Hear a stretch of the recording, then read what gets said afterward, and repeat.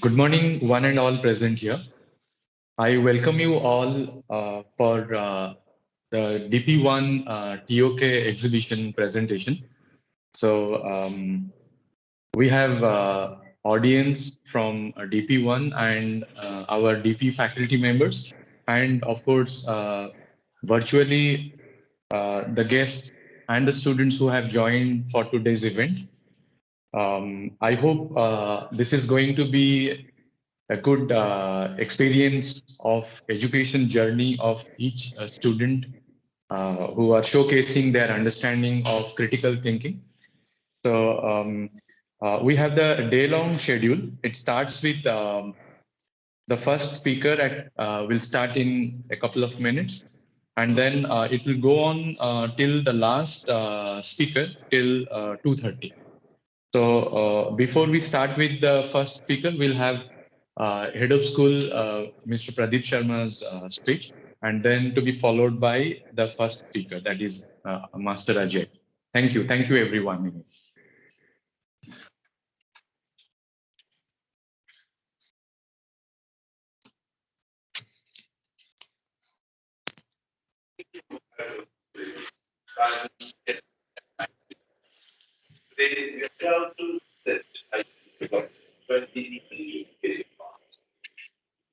So I Diploma Programme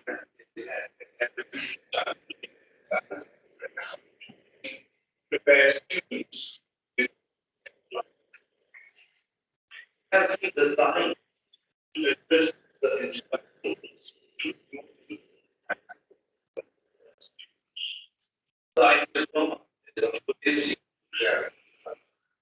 It is not just about learning subjects, but also about developing. So,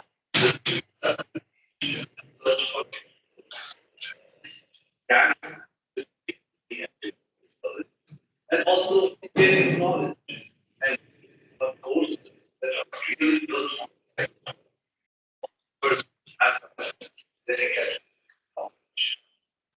The special characteristics of the IB is that we have small spaces and classes.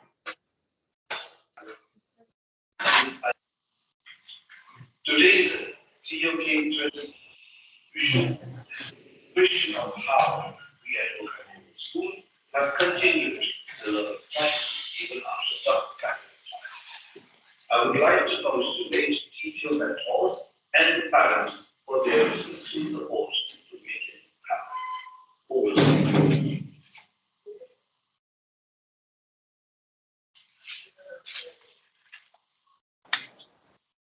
So good morning, everyone.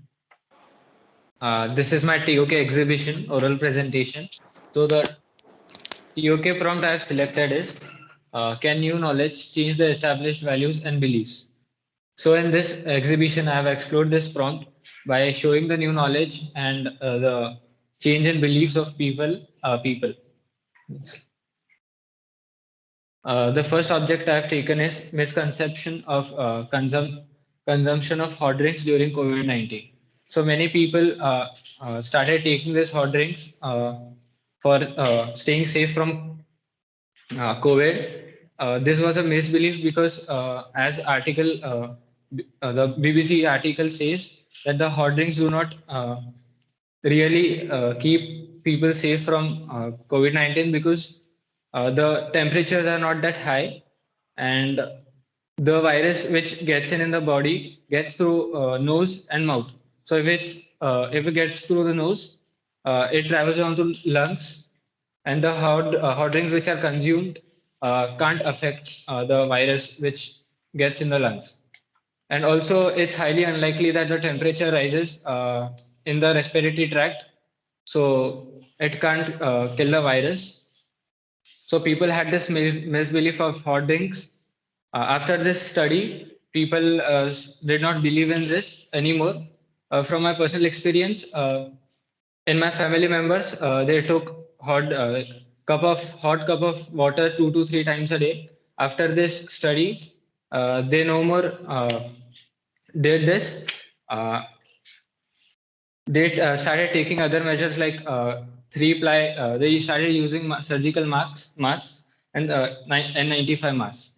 So in conclusion, I think that the beliefs of people changed after the new knowledge came. Second, so the second object I've taken is autonomous cars. Uh, so in this, I've taken Tesla's autopilot mode. People in the past were not believing in autonomous cars because of the safety concerns, of course, that cars can't detect the objects uh, like the road signs, pedestrians, and other cars. So they thought that it may cause a safety concern, but Tesla has proved them wrong. Tesla has introduced 3 to 4 models of cars where they have introduced the autopilot mode. It detects the object like in 3D form, so it has better like detection of objects. It in the Tesla's model, they have like the sensors, LiDAR sensors, which calculate the distance between the other cars, so that it can keep the speed appropriately, and like it can do the basic operations of braking, accelerating. So the people that believe in this, like the people did not believe in this, but Tesla has proved them wrong. The new knowledge has changed the previous belief, and now people are believing in this new form of autonomous cars. But still, it's not approved by the government. The other alternative for this has approved the lane keep assistance, where the car is not fully autonomous, but it uh, keeps the car in the same lane.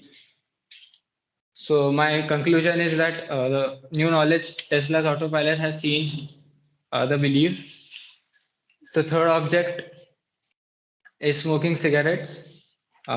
In the past, people used to smoke on occasions, so their belief was different.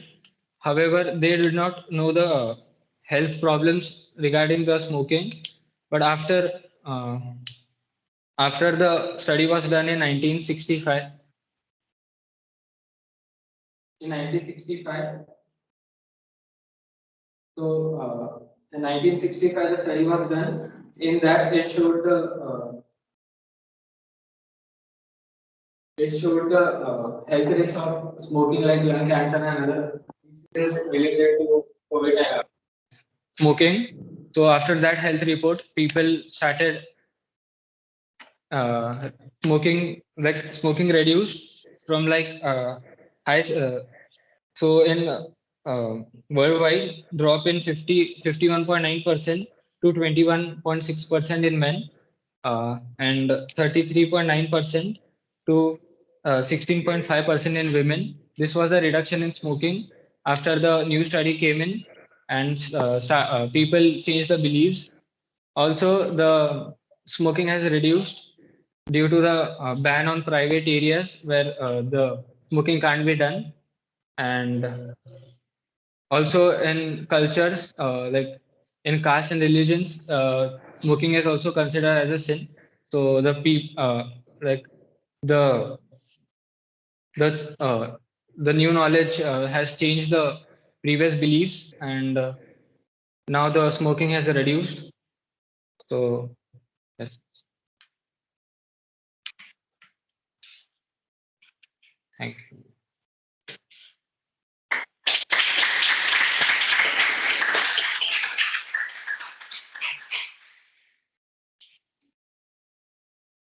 We will move to question and answer session. So if anyone has questions.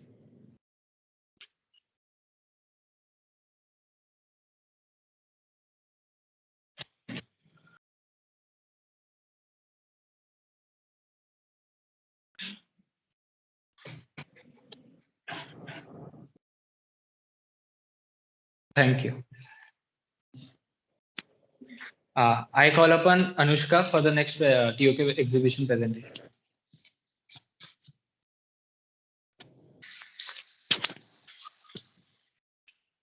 Good morning, everyone. I'm Anushka Kalwale from DP1. and I'm here to present my TOK exhibition. The IA prompt that I have chosen is Are Some Things Unknowable? Humans are always moving towards advancement, trying to gain more knowledge in all areas, and trying to find answers to questions that have been left unanswered. However, the question of some things being unknowable does exist. Some theories that have been left unexplained and some phenomena that have yet to be proven all add up to become seemingly unknowable. Even though we have labeled many things as unknowable, we are always seeking answers, trying to justify these questions. But are these things really unknowable, or are we just delusional? I tried to answer this question by viewing it in a different number of perspectives in context to the three objects that I have chosen. The first object that I have chosen is the first image of a black hole. In April of 2019, NASA released the first ever picture of a black hole. This was a major stepping stone for scientists all across the world, as it gave them an opportunity to test Einstein's theory of relativity. Einstein's general theory of relativity predicted that light must bend and reflect due to the strong gravitational pull of the black hole. In 1916, Einstein proposed and released the general theory of relativity with a full mathematical explanation. Once considered a question that is whose answer is possible to find out. Through this picture, we have grown closer to knowing. It took more than 100 years for humans to finally find a way to test and prove for or against this theory through this picture. What was once considered as knowledge almost impossible to be certain of, after the release of this picture, we grew one step closer to finding the answer. Even if it might take a very long time to completely prove this theory, we have grown closer to knowing. 100 years ago, Einstein's theory of relativity was considered almost impossible to prove. So in turn, hypothetical knowledge was used to justify for or against the theory. So basically, scientists use their prior knowledge and prediction skills to give their opinions on this theory. This shows the human drive to not let a question leave unanswered, even if we might lack the resources to provide us with evidence. This object can be related to the IA prompt, Are Some Things Unknowable, as it shows us how important time is in making things knowable or unknowable. A concept that seems unexplainable, unanswerable in the beginning, can be proved right or wrong in the future. And thus, as long as we have a theory proposed to prove something, we have the knowledge about that topic, making it knowable.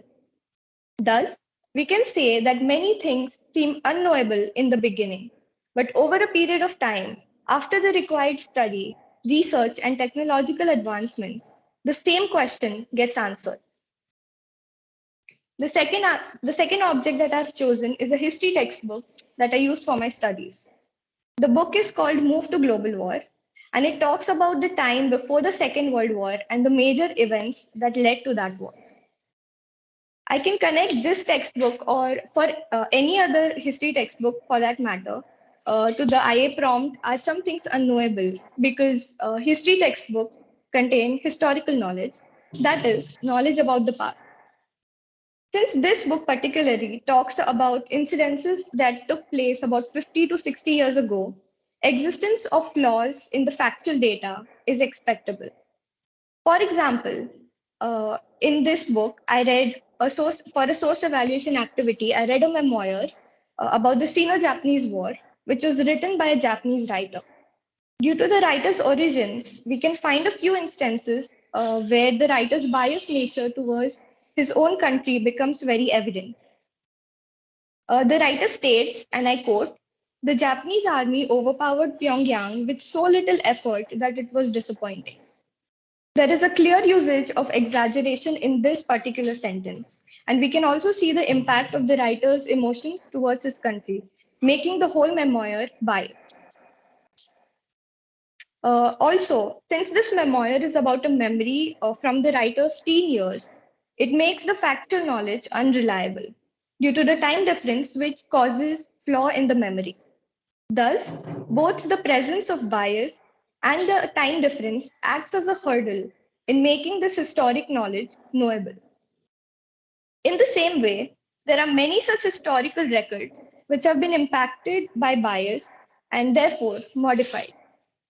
As there is no possible way for us to test out any such loopholes, since time cannot be turned back, we can say that it exists as a big question mark. Things from the past will remain secret and therefore remain unknown.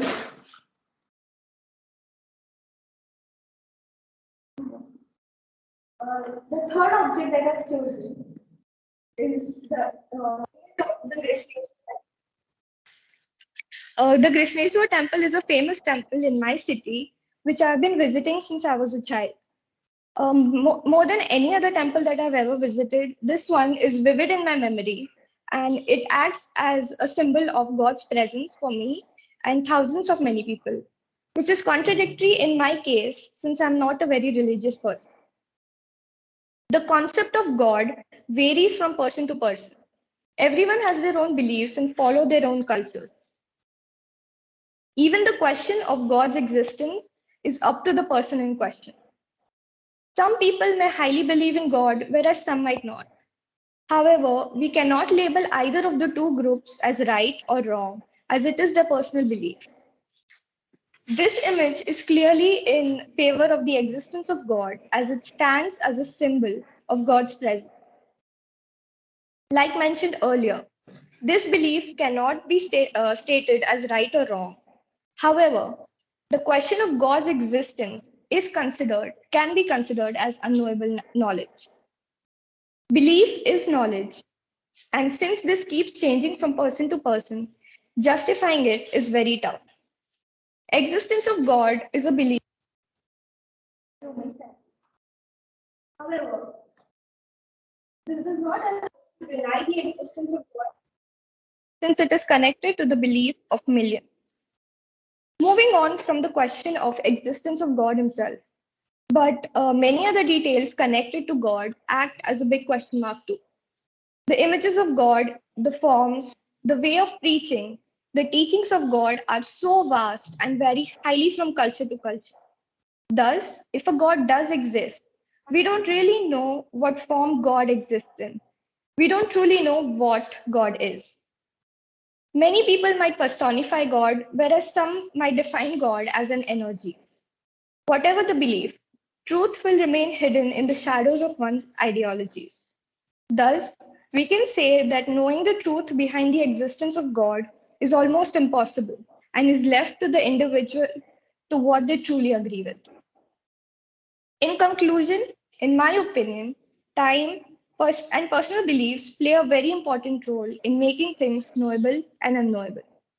Thank you.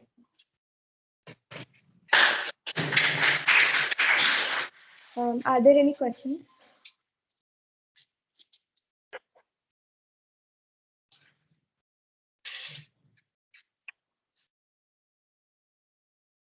I invite Digvijay to give his presentation.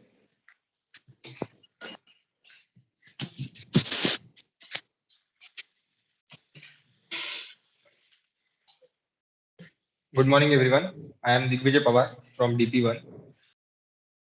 Uh, the TOK prompt which I chose is what challenges are raised by dissemination and or communication of knowledge. So first of all, dissemination of knowledge is basically widespread of knowledge, and communication is mostly done by the use of language. So that's why the objects which I chose portrays the importance of the type of language, the structure of language, and the presence of language. So the first object which I chose is uh, the first object which I chose is the ivermectin COVID cure by Fox News. So in the beginning of COVID-19, all the people were confused, and the researchers all over the world were searching for an vaccination on COVID-19. And in a situation like this, the Fox News anchors said that a medicine named ivermectin can be effective on COVID-19. they claimed this fact repeatedly so that people believed them. And the people who believed them consumed ivermectin and got poisoned. The State Hospital of Mississippi said that the out of 10 beds, one bed was occupied by the patient who consumed ivermectin and got poisoned. This incident raised a lot of challenges for the government and for the experts. This incident shows us that how quickly we believe on the news.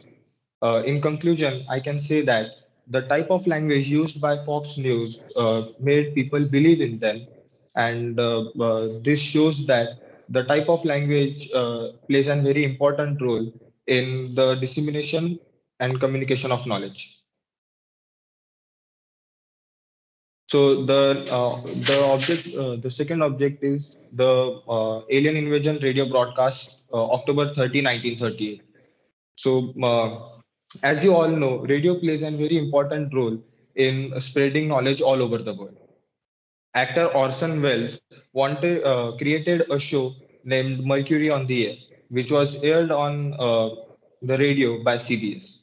The Orson Welles, the show was a huge success, but Orson Welles wanted to do something different and something unique on the 17th episode of the Mercury on the Air. So he decided to read the book by H.G. Wells, which was A War of the Worlds. The War of the Worlds says about an alien invasion on the Earth. So to make it more different and unique, he wanted to structure the show in a way that people should think that they are really experiencing an alien invasion. So to make it more believable, he added some news bulletin about Mars, and to make it normal, he added some orchestra music in between the show. The regular audience knew that it is just an theatrical act and it is all scripted. But the people who tuned in late didn't know that it is a theatrical act, and they took it as a news bulletin. When they heard that there is an alien invasion, they got panicked and rushed to save their lives. This shows that the structure of the language is as important as the language itself. So the third object, next slide. So the third object which I chose, so the third object which I chose is Dabur Fem. Dabur Fem is an herbal bleach. Dabur Fem is an herbal bleach by the company Dabur. The object is interesting for this prompt because of its advertisement. The advertisement uh,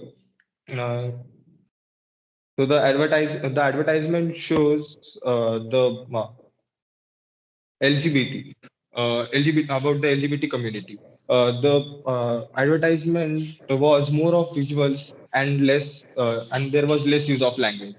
Uh, Karwa Chauth. Karwa Chauth is an Hindu festival which is celebrated with great enthusiasm by the Hindu community. In Karwa Chauth, the women from the Hindu religion do fast for their husband's long life and happiness. But the controversy began when the advertisement showed the two women celebrating the Karwa Chauth together.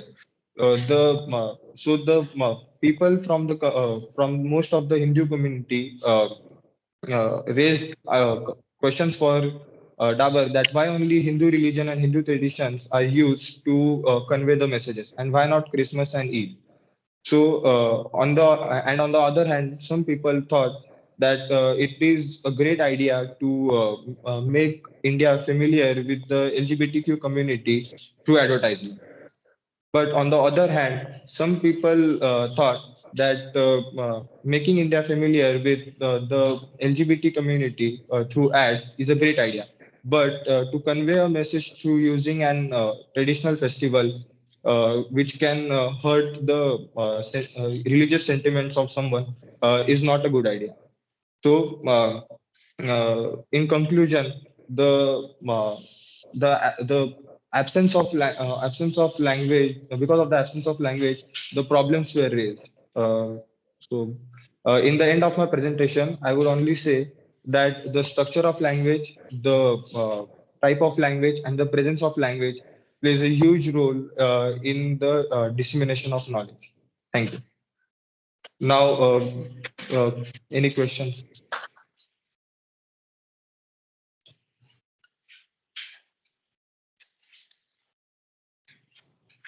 So we would take a break for 5 minutes. Thank you. Good morning, everyone. I am Gabriel from TP1 at Wockhardt Global School. The IA prompt I've selected for this TOK exhibition is why do we seek knowledge? Knowledge is justified through beliefs that can be shared using the means of knowledge, language, and is a very crucial part of our life. We seek knowledge because we wish to expand our understanding of the real world.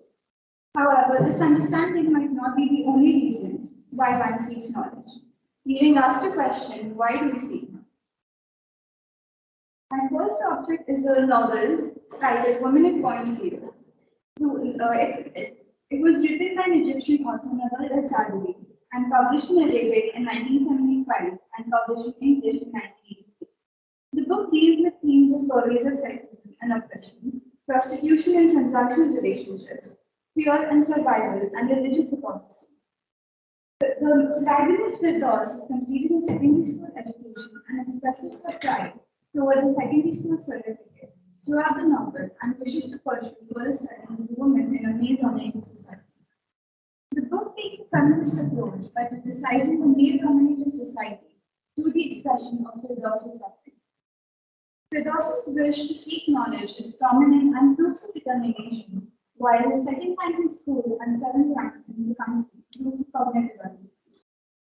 Firdaus has realized that for the highest standard of living and to be respected in a society dominated by men, she must be educated. And so this becomes her reason to seek knowledge. Later on in the novel, the secondary school certificate that is metaphorical of her knowledge leads her out of prostitution and towards a respectful and peaceful life that she wishes for herself. This proves the point that education needs to be provided in rural places and is also why we seek knowledge. As developing countries lack skilled labor, attaining knowledge becomes a source of luxury and achieving an important and well-respected position in a rather backward society, especially for women who are often limited to their homes and underestimated due to their lack of knowledge. Thus showing that to attain knowledge for a high standard of living, we seek knowledge. My second object is a supercomputer. Supercomputers are computers with a higher than usual processing system used mostly for scientific and engineering works or high-speed calculation. One such use is that it can calculate up to 62 trillion digits. There are many scientists around the world who use supercomputers to find the last value of pi. The number pi is used for calculations involving circles, spheres, cones, and is used to understand the relationship between its radius and its circumference in area. Supercomputers are a means of seeking knowledge, as finding out as many values of pi as possible. Finding the last value of pi is now mostly done test supercomputers because the required values of pi for cosmos calculations have already been found. This shows that seeking knowledge is not only for humans but can also be used to test machines like the supercomputer. However, we come to the question, why do we need to find the last value of pi if it is not needed anymore? Why can't we be satisfied with what we already know? That is because the thirst for knowledge is immeasurable and it can be us trying to prove that finding the last value of pi might be beneficial for us. We use supercomputers to calculate the last value of pi, not as a means of seeking knowledge, but not for direct development in life, but for the hope that it could be beneficial to us in some way. So do we explore this for it is interesting, or is it hope that it could be beneficial to humans in some way? My third object is the Vermill Triangle. It is a section of the North Atlantic Ocean with a triangular shape marked by the Atlantic coast of the Florida Panhandle, Bermuda, and the Greater Antilles. It is said that over 50 ships and 20 airplanes have disappeared. On the 5th of December 1945, a group of 5 aircrafts mysteriously disappeared. Flight 19 was a routine training mission for 5 Adventure torpedo bombers, which were the US Navy's top ship and submarine ship. 4 hours after Flight 19 took off from Fort Lauderdale, they vanished into thin air. The Naval Air Search Rescue Plane was sent to find Flight 19. However, 20 minutes later, the rescue plane also disappeared. We've seen millions of articles in news about the mystery of the Vermill Triangle finally being disclosed little by little, which can lead to the development of humankind in preventing other planes and ships from disappearing. Because we did not know the reasons behind these disappearances, we were unable to prevent such accidents from happening again. This shows that when some mysteries seem unsolvable, the situation can create panic and have tremendous results. However, by seeking knowledge, we can learn about ways to control this and take precautions to prevent such accidents from happening again. This kind of mystery, being partially solved, feeds an individual's curiosity and makes us try to find a solution, leading to some progress, which is why we seek knowledge and the human wish to explore the planes with passion. Any questions?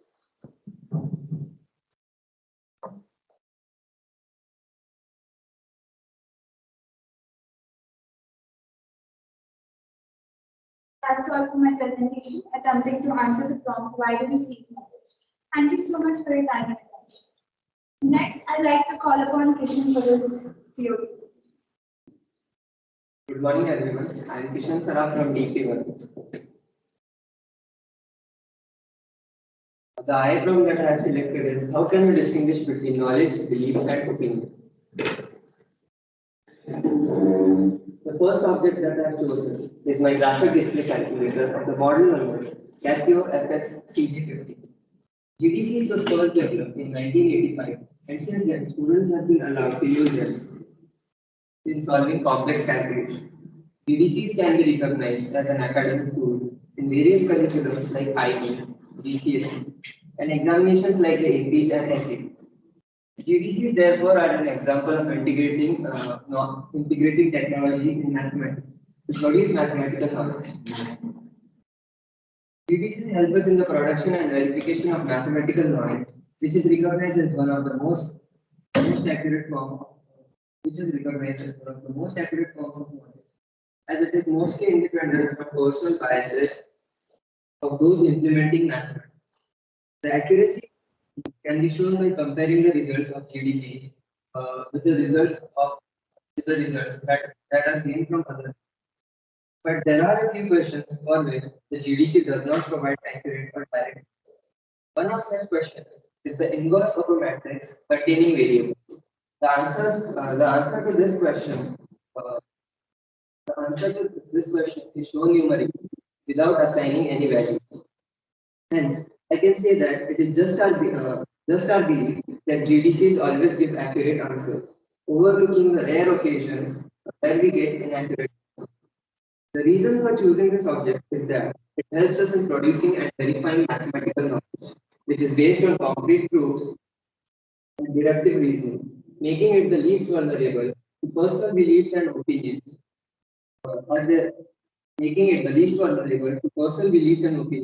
as there is no scope of questioning this knowledge due to its rigidities.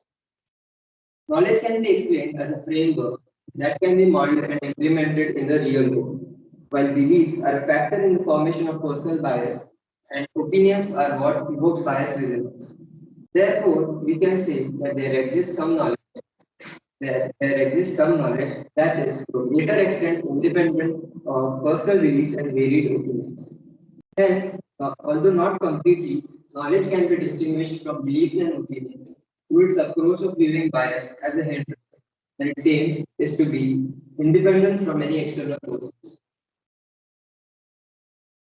The next object that I have chosen is fire. Fire represents different things in different religions. It is in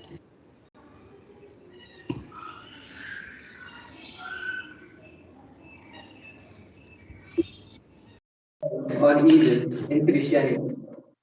Puja or worshipping by nature is a practice which is purely based on the belief of certain communities, as the knowledge of particular communities might be different from other communities. In Hindu religion, however, ritual burning of offerings, such as grains or ghee in fire, is conducted to commemorate births, marriages, and other special occasions. In Hindu religion, fire worship cleans the atmosphere and aura, thereby diminishing the negativity and flushing out the evil. On the contrary, fire in Christian religion is used as a method of torture for the sins of evil souls in the realm of afterlife or hell. Thus, we can say that different religions have different beliefs, which is seen through their contrasting perception of fire. Despite the fact that none of these have scientific basis, the scriptures provide support for the belief for the views of individuals who continue to base their belief on their cultural and religious faith, as well as their identity as a devotee of their religion.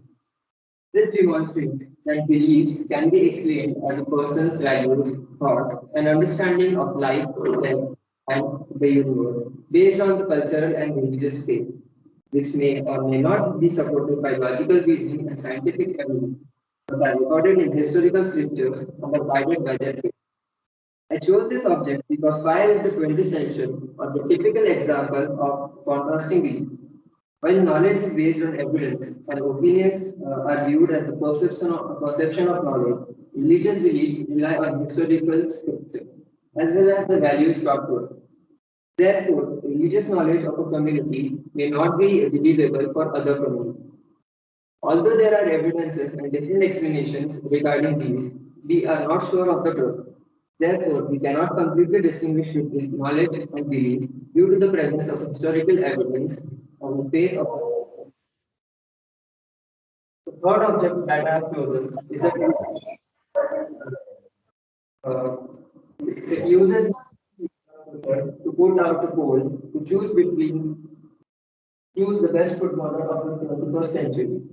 This tweet consists of the words Cristiano Ronaldo versus Lionel Messi that explicitly represents how people are often seen to pick their bias, and this bias is used here to gain user engagement. This tweet accurately represents people's opinions because it specifically asks the user to choose a side. And these opinions appear to be based on stats and personal abilities, such as the amount of goals scored, trophies won, playmaking abilities, and much more. The topic of Messi versus Ronaldo cannot be answered generally, and this requires a more narrowed down view of what constitutes a great football team, which differs depending on the individual. As a result, a person's choice of favorite football player reflects their definition and view of success in the sport of football. These viewpoints are also based on the experiences that people had regarding the sport. The reason behind choosing this as an object is because this poll is a clear example of people portraying their opinions. In this case, their favorite footballer. It shows that opinion can be defined as the stand one takes on certain subject matters based on their previously acquired knowledge. And belief. Knowledge is the same for believers of a particular community as seen in Object 5. While opinions are personal and unique and are formed from different perspectives, beliefs, on the other hand, are supported by evidences that may sometimes deceive us. Therefore, we cannot completely distinguish between knowledge, belief, and opinion. Knowledge can be formed through opinions and beliefs, and we generally believe things about which we have knowledge. And this is we generally believe things about which we have knowledge, and that is authentic or believable as per our opinion. Are there any questions?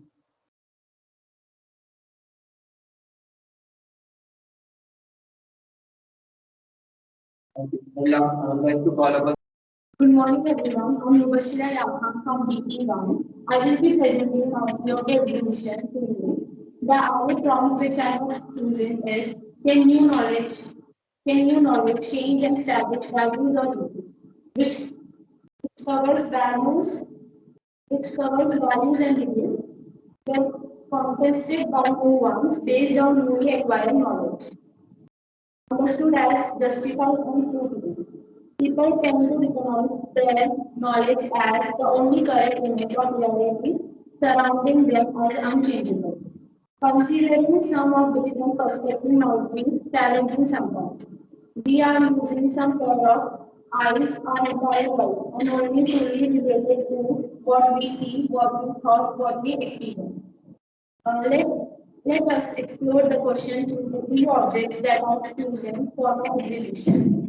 The first object that I have chosen is an hexagonous theory, which was a popular belief until 7th century, when he gained notoriety for materialistic use and on his conviction that moon was a fairy god, which led him to charges of impiety and he was sentenced to death by Athene court.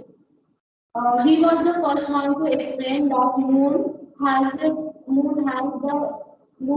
shines due to the sunlight, which does not produce its own light but takes light from the sun and reflect back. And moon is the rock like earth. For this, people of Athens prosecuted him and penalty on him. The Orthodox believe that moon is bright white and it emits own light. Particularly, this view that heavenly bodies were fiery masses of rock burning around the earth. The first such record claim showing the experience that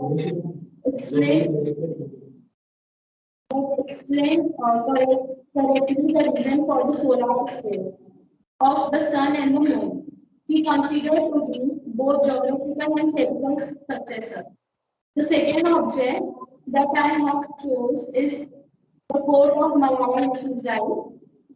She has become one of the most forceful advocates for the education of girls. She strongly spoke against the Taliban ban on girls attending school. She also became a vocal champion in her country for girls' right to education. One of her books, The Story of Girl Who Stood Up for Education, became an international bestseller and helped to launch a worldwide movement in favouring girls' right to the education. She is the youngest Nobel Prize winner, and she has become well known in the international in the community. Since then, she has become the voice for education and equality for all around the world. She named on the line of the mountain one of the most influential people in 2013. The third object which I have chosen is the misconception of bacteria. There are many misconceptions among the Asian people about microorganisms. They think that all microorganisms are harmful related to dirt, disease, and death. Without bacteria, we won't be survive as they help us to digest our food and they use for food fermentation. The Louis Pasteur was a French chemist and microbiologist in 1822. He discovered microbial fermentation, principle of vaccination and pasteurization. According to him, both fermentation and pasteurization caused by microorganisms. According to the portrait theory, in animal human generation happens through eggs that exist before the fertilization. Louis Pasteur supported that organized microorganisms arose from germs, and those microorganisms come from parents of the same species. He supported this theory by his famous long neck class experiment that life only comes from life. To conclude that the experiment illustrates the fact that spoilage of liquid was caused by particles in the air rather than air itself. This experiment was the best piece of evidence that support the idea of John Perry of disease. Later on, he won the Albert Prize in 1862 for his finding. uh, new research or evidence and discovery eradicate the earlier misconception, and values are defined by the individual and society, which are impacted by the past experience. Hence, they are impacted by influence, bias, and perspective. How do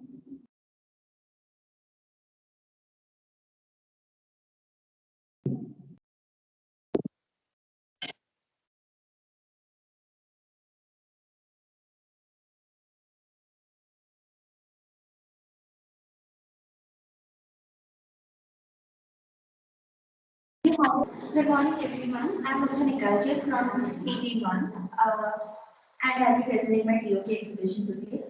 Uh, the problem I've chosen is why it's inevitable in the production of knowledge.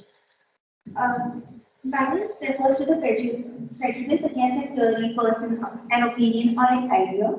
When we talk about bias in knowledge, it's generally possible that we see some kind of bias present in the source of knowledge. The objects I've chosen for my exhibition are an anti-COVID vaccine protest poster, an article about the book Lolita by Vladimir Nabokov, and the formula for surface area of a cube.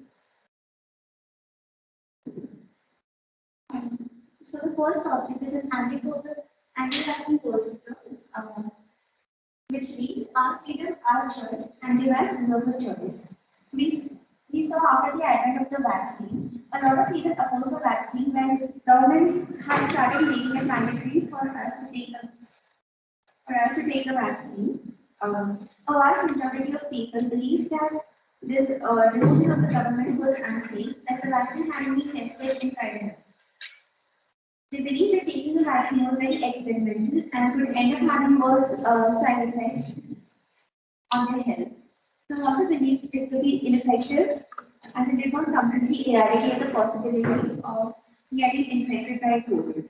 However, the rest argued that this vaccine is a need of the hour to contain the pandemic. The poster, the poster believes that the mandate of the vaccination is an indirect abuse of their freedom to choose, and that the anti-vaxxers deserve to have their opinion considered.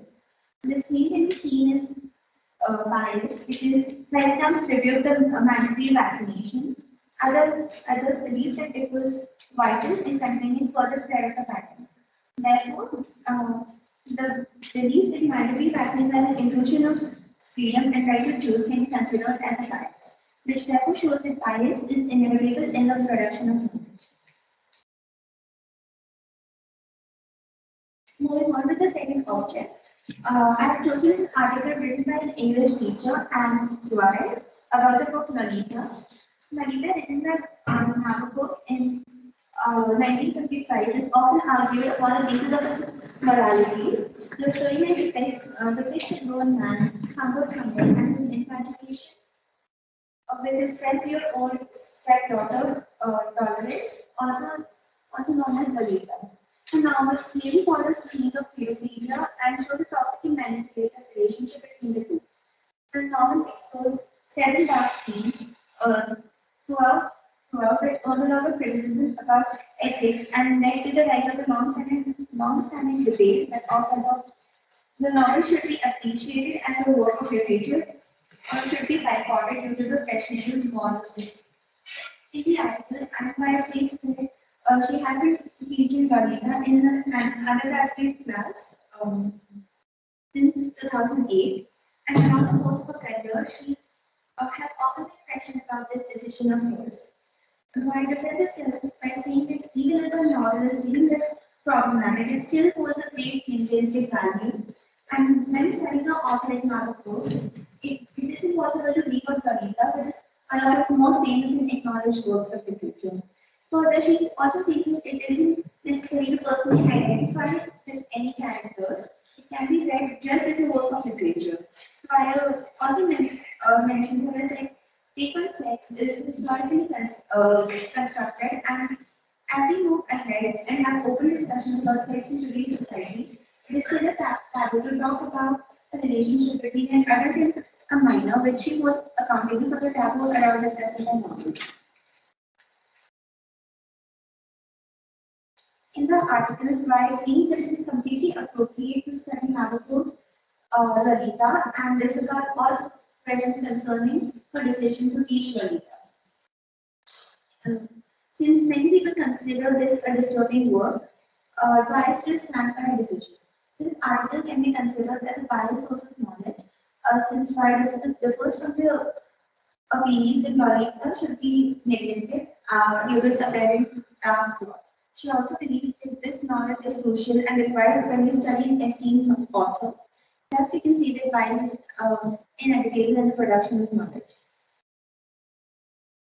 For the third object, I have chosen the formula for calculating the surface area of a cube. The total surface area of the cube refers to the total area covered by all six faces of a cube.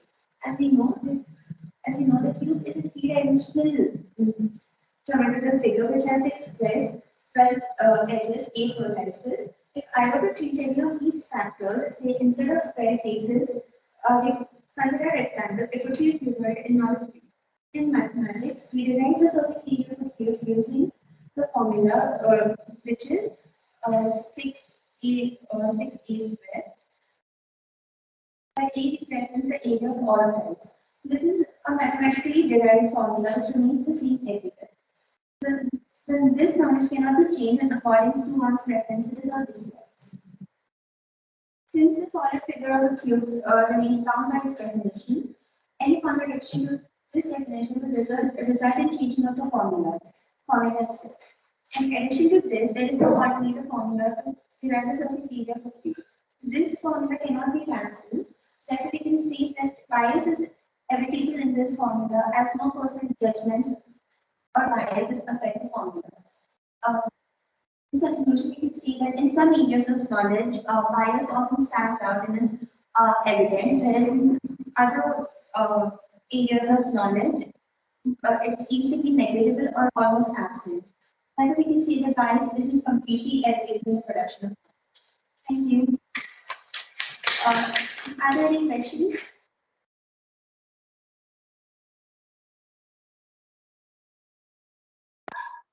Hello everyone, I'm Nandini Trivedi. Welcome to my TOK exhibition. My TOK prompt is bias inevitable in the production of knowledge? A predisposition or a prejudice for a person or a side of situation is referred to as bias. So when we ask, is bias inevitable in the production of knowledge, we're simply asking if prejudice is avoidable or unavoidable in the production of knowledge. In my personal opinion, bias is inevitable in the production of knowledge. However, it can never be completely erased from the interpretation of knowledge from one to another. My first object is the book Born a Crime by Trevor Noah. Born back in 1984 and being half South African and half from Switzerland, Trevor Noah was neither from here nor there, but in the middle. Trevor Noah has been exposed to a lot of heartlessnesses of life, which can be seen in this book, Born a Crime. Throughout the book, Trevor gives context for every narrative that he is about to embark upon. This writing style builds up the story from the perspective of Trevor and puts the narrator in his shoes to help the reader understand his life and his actions better. This additionally acts as a tool to invoke emotions amongst the reader, further engaging them in the novel. An example of this can be seen at the end of the chapter Chameleon, where Trevor Noah expressed his feelings of not belonging to either side of the family and always being treated differently. Back when his grandmother did not hit him for pulling his cousin's ears just because he was half white.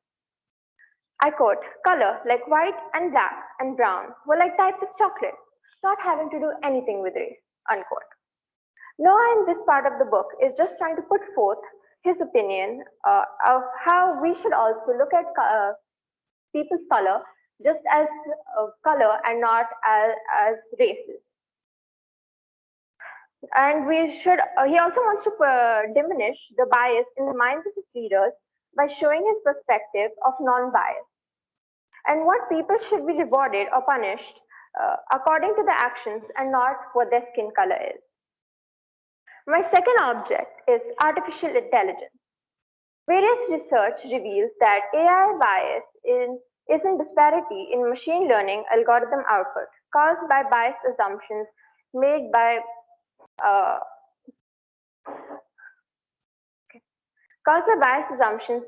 the algorithm creation processes or bias in training data, according to a few publications. AI programming contains both intentional and unintentional biases. In AI programming, the biases that are created are due to two main reasons: cognitive biases and due to a lack of information. In AI bias, not only bias exists in coding, but also appears in data sets used to train algorithms. This further will raise the question of whether this can overcome bias. Well, the technical answer is yes. The quality of AI system input data is only as good as its training data set, which must be free of conscious and unconscious assumptions. However, we cannot expect AI to be completely unbiased in the world due to innumerable human biases and the constant discovery of new biases that keep adding to the total number of biases. Bringing us back to my initial claim that I made in my introduction, that bias can be inevitable in the production of knowledge. However, it is impossible to completely erase bias from in the interpretation of knowledge from one person to another. And lastly, for my third object, I have taken the book, The History of All Union Communist Party, which is regarded as one of the most biased textbooks in the history of history books. This book is regarded to have such a high level of bias that it literally rewrote the history of Russian Revolution, putting Stalin in the fore and leaving Trotsky out. The reason this book was published to remove the old Bolsheviks' role in the history of Communist Party and construct the state, leaving out Joseph Stalin, Vladimir Lenin's real and natural successor. The book was written for party propagandists, and that Stalin and his supporters exploited its maximum Lenin propaganda to develop and maintain a loyal and dedicated party. This book was written by a group of historians and party members. So that's giving it many different aspects and different cognitive biases. As there is an article that says that humans have over 108 cognitive biases in their mind. Hence, this can be concluded that bias is inevitable in the production of historical knowledge, even when the knowledge is built upon factual evidences, meaning is added to knowledge only when it's interpreted, and hence interpretation causes bias and it can never be independent of bias. To conclude and look back at all three objects that are present that can't be completely eliminated from the production, eliminated from bias in the production of knowledge, as my first object successfully proves my claim to bias can be evitable in the production of knowledge. However, it can never be completely erased from the interpretation of knowledge from one person to another. However, my second and third objects show that bias is in fact present in the knowledge, and it is not practically possible to avoid bias in the production of its knowledge. Even though there can be attempts made to avoid bias by further validating the knowledge. Thank you. Are there any questions? I now call upon Rehan Khan for the next.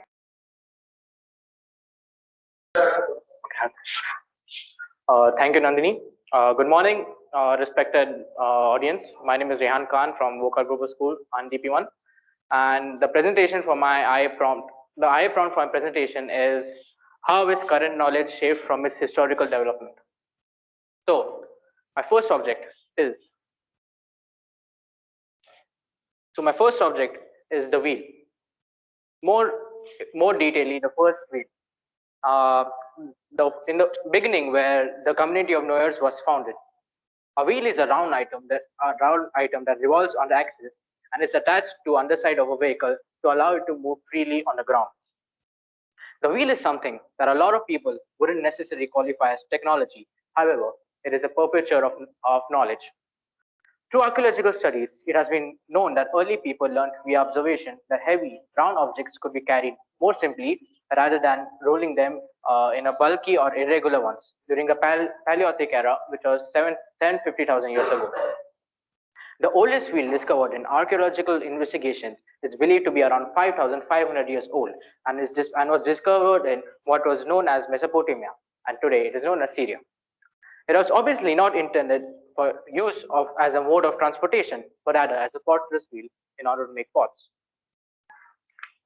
Even today, the exact location and the date of development of the wheel are unknown, as early suggestions do not prove the presence of true wheel transportation, or it is dated with too much uncertainty. As the earliest wheel was discovered in Mesopotamia, the wheel is attributed to the Mesopotamian culture, and it cannot be assigned to a single or a multiple inventors due to insufficient evidence. As knowledge evolved, the first wheel was in use for transporting goods were invented through horizontal treat slices, as deduced from historical studies. Early evidence of wheel carts have been discovered in Middle East, Europe, Eastern Europe, and China. Later, the combination of the wheel and axle allowed for the development of early types of human transportation, which became more sophisticated throughout time as other technologies advanced. The wheel highlights that if we lived the world without the wheel, everything would be different compared to what it is now. A huge part of everything would be gone. Our humanity is a memory-based species, and without a long term of record of events or situations or any other subjective memories of individuals who witnessed them, the human race would be unable to learn from its mistakes. This brings me to my second object, which is the Benz patent motor wagon, or the first engine car ever. The motor wagon demonstrates the disconnect between what was once perceived as technology and what is currently perceived as technology. With the current knowledge of the wheel evolving to a means of transport, many hardworking and talented engineers made working vehicles, mostly powered animals like horses or bulls, or even cycles, but couldn't sell it commercially. Carl Benz, a German mechanical engineer, invented and manufactured the world's first practical internal combustion engine automobile in 1885. This is known as one of the most revolutionary inventions ever. The motor wagon was a rear-mounted engine motorcycle. So Benz was the first one to combine an internal combustion engine with a chassis, inventing both at the same time. Steel tubing and wooden panels were used to make it. With the current known knowledge of the wheel, Benz designed the steel spoked and the rubber tires. The front wheel was pivoted by a tooth rack for steering, and at the back, fully elliptic springs were employed, as well as beam axle and a chain drive on both the sides. He is also credited for the invention of a single-speed gearbox created by using a simple belt system that varied torque between an open disc and drive disc. The motivation to construct this vehicle stemmed from his passion of bicycling, and his original concept was based on a tricycle. The motor wagon could accommodate 2 passengers, and Benz also designed numerous critical components of this car before it was built, such as the electric ignition, the spark plugs, and the clutch. The motor wagon highlights that without this machine right here, the vehicle industry would look very different to what it is today. Transportations in their entirety would be unable to exist, and the community of knowers and groundbreaking inventions of transportation would not exist. And that brings me to my third and my final object, the electric Tesla Cybertruck. With transportations as advanced as it has ever been, thanks to historical development and revolutionary ideas, automobiles now are a common thing in every household. The Cybertruck, which is tipped to be one of the most groundbreaking vehicles ever produced, is my third object. Elon Musk, the founder of Tesla, stated in his presentation that this vehicle has better utility than a truck and a more better performance than a sports car, which also happens to be the slogan of the vehicle. Historical knowledge of vehicles releasing hazardous gases which contribute to the climate change, is what inspired Elon Musk to make this vehicle. This truck has self-leveling suspension that compensates for wearing loads, and some models also have an all-drive feature. It will also include one onboard power inverters for supplying both 120 and 240 volt of electricity, allowing the use of power tools without the need of a portable generator. An air compressor is also included to power the pneumatic tools in the vehicle. Bullet-resistant stainless steel metal is said to be used in the exterior. All vehicles are also expected to include the famous Tesla autopilot mode, as well as hardware capable of fully autonomous operation. The design of the truck was inspired by the 1982 film Blade Runner, the video game Halo, and the Lotus Esprit driven by the fictional character James Bond in the movie The Spy Who Loved Me, which is said by Musk in his presentation himself. And as a regular vehicle chassis would interfere with the underflow battery pack, which is available in the vehicle, the Cybertruck uses unibody construction, which is dubbed as the exoskeleton by Tesla. Like most passenger cars, rather than body-on-frame design characteristics of the trucks. This is evidence that we can observe that the current knowledge which is being implied right now has shaped from its history. Its body panels are exceptionally thick, cold rolled stainless steel, which cannot be stamped like traditional vehicle parts. There may be some instances where current knowledge is not shaped by its historical development. For example, Tesla uses the same material on the body of the Cybertruck that SpaceX, which is another company owned by Elon Musk, uses on the rocket, as it distributes stress more uniformly and allowing space for more inner room. This is the first time that an automobile company is using the same material as a spaceship, which had never been done before. The outside panels of the Cybertruck were originally designed to be made of titanium, but this was eventually changed into stainless steel for added strength and using alloy created in-house by Tesla. The Cybertruck shows that as technology changes over time, some knowledge is lost as well as some knowledge is gained. Instead of gas-consuming vehicles, electric batteries are now the main driving force of today's and the future generations. In conclusion, it has been observed that and can be clarified that our knowledge has advanced immensely from the first engine car ever built, and to one of the most groundbreaking electric cars ever built. Our current understanding and knowledge has been shaped significantly by historical development. To conclude this presentation, I would like to state that each new machine made today has or always carries a part of history by itself. But is it always the case?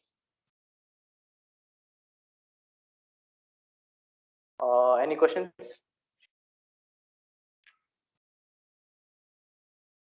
Thank you.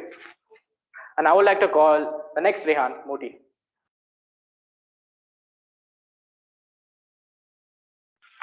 Good morning, everyone.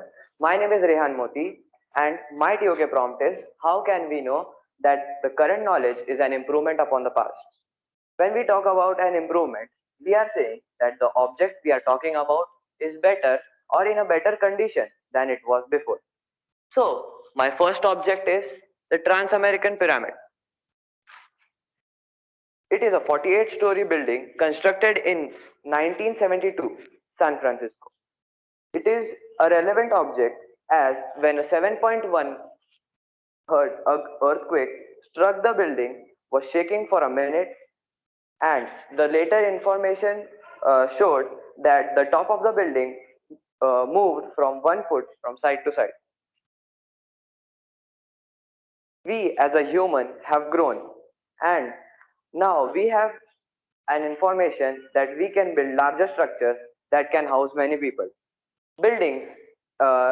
The old buildings are made in a rectangular shape and do not have deep foundation, and when they are made to face horizontal impact because of the earthquake, they collapse.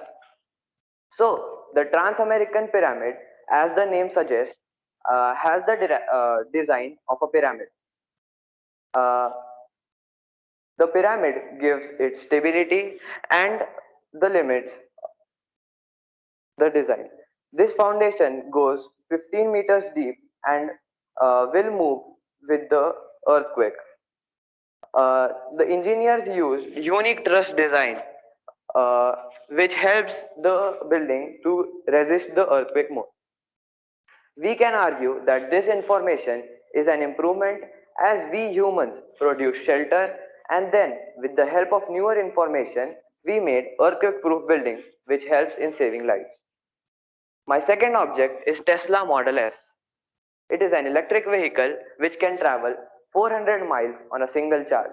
It is the first sedan made by the Tesla company.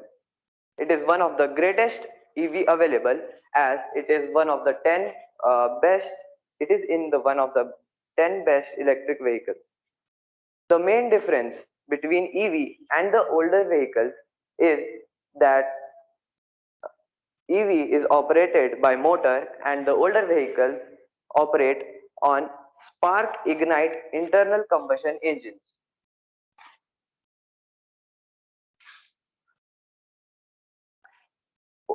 Older vehicles use fossil fuels which give out CO2 and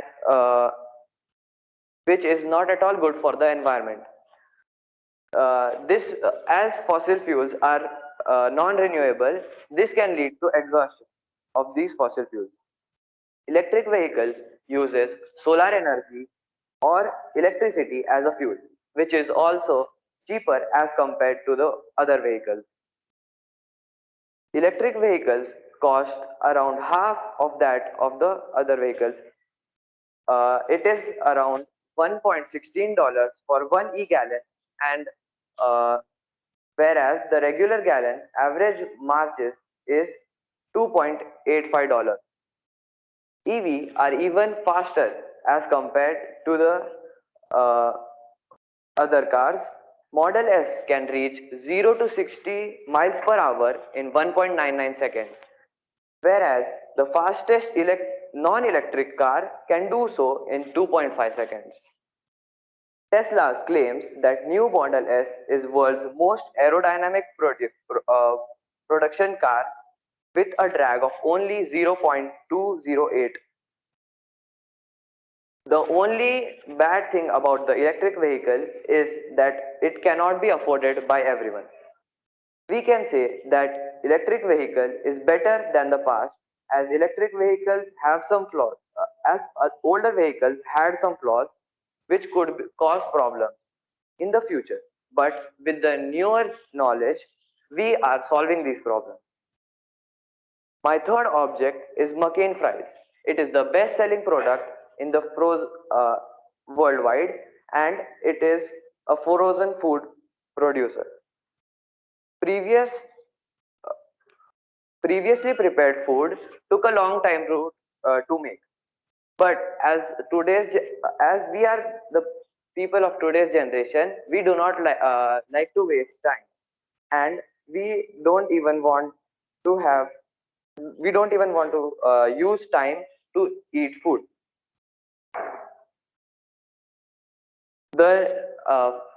Because of which we use frozen food.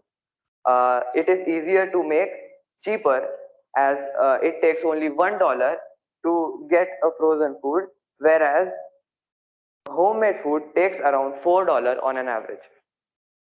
The frozen food are better than the fast food as they do not use preservatives, as they can be stored for longer period of time, as they are stored in the freezers.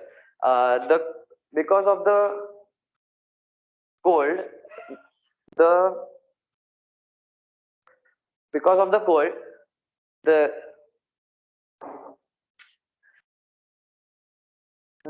microorganisms will not grow and not make the food bad.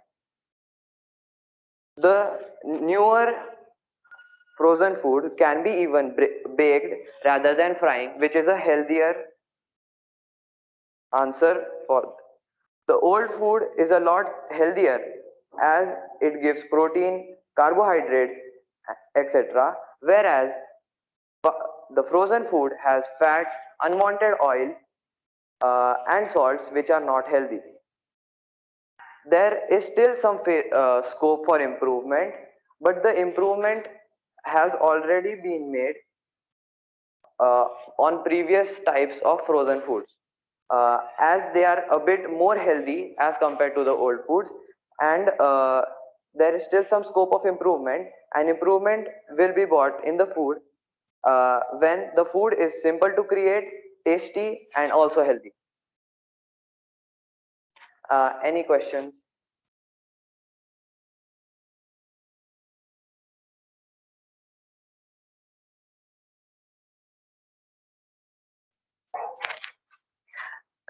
Good morning, everyone. I am Riddhi from DP1, and today I will be presenting my TOK exhibition to you. The IA prompt I chose is, to what extent is certainty attainable? Certainty is the idea of having no doubt or being absolutely sure about our claim. However, can certainty be attainable to a full extent? Can we always be sure of our claim if our claims are 100% accurate and true? Let us explore these questions through the three objects that I have chosen for my exhibition. My first object is the Gregorian calendar. It is the calendar that we use very often in our day-to-day life. It is a 365-day long calendar that is divided into 12 months of irregular length. However, the actual length of the tropical year is 365.242189 days. Therefore, there is a difference of 0.2422 days between the calendar year and the tropical year. To balance this difference, an extra day is added to the calendar every fourth year, making it a leap year. This object links to the idea of certainty because in this, although the length of the year is balanced out, we cannot be certain of exactly when the year starts or ends. This is because the regular year is shorter than the tropical year and the leap year is longer than the tropical year. This causes imbalance and uncertainty due to the difference between the precise values. Since the measurement is so difficult to track and changes over time, we have to consider an estimated value that is constant for our understanding so that it is easier to keep track. However, if a day is added after every 3 years, the average length of the year becomes 365.25 days, which is inaccurate since the difference was of 0.24 days. This minute inaccuracy shows that the certainty of when a year starts or ends is not attainable through calculations. However, the certainty about the length of the year is attainable through the same.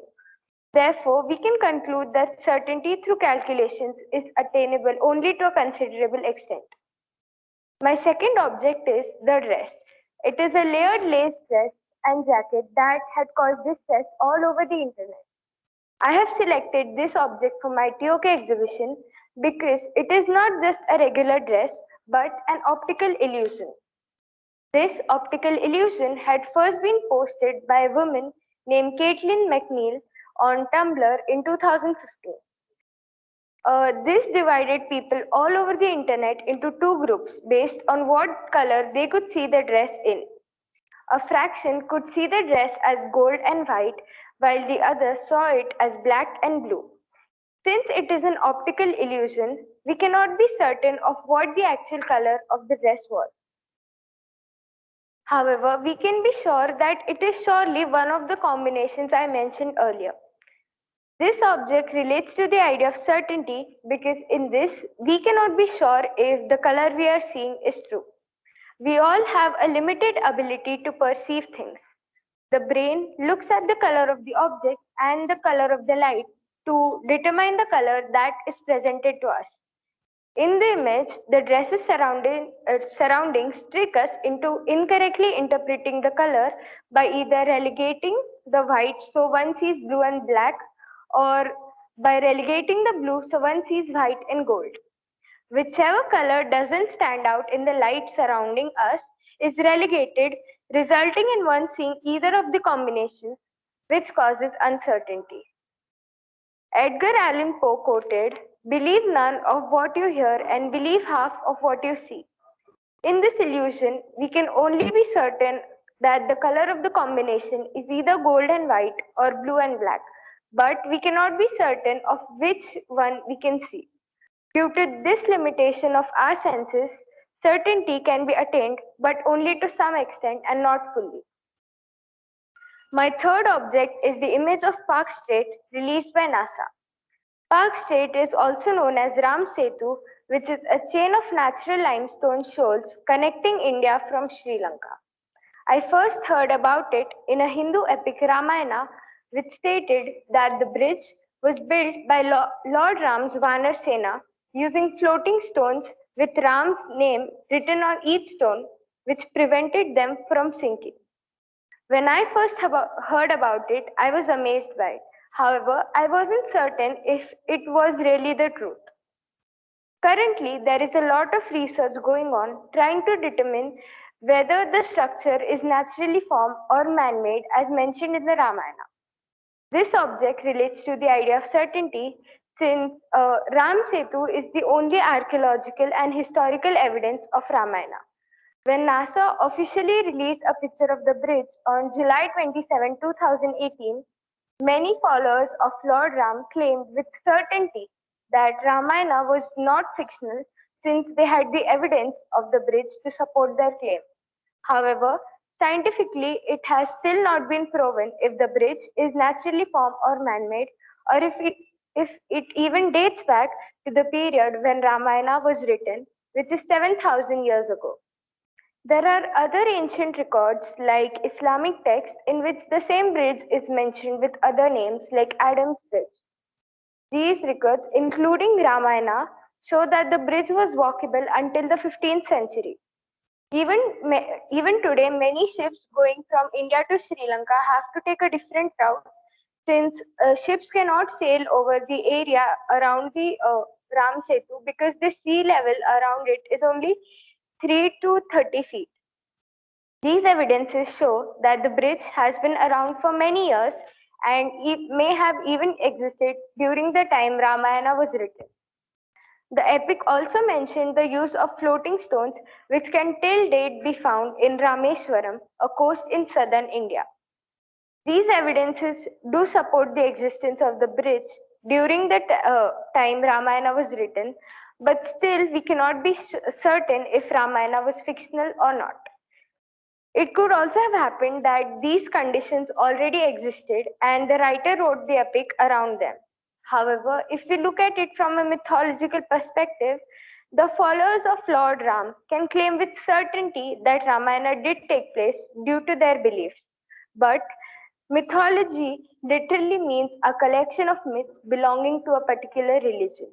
Thus, others who do not belong to the community might not claim the same about Ramayana with certainty. Even scientifically, there is no such evidence that completely proves if Ramayana was fictional or not.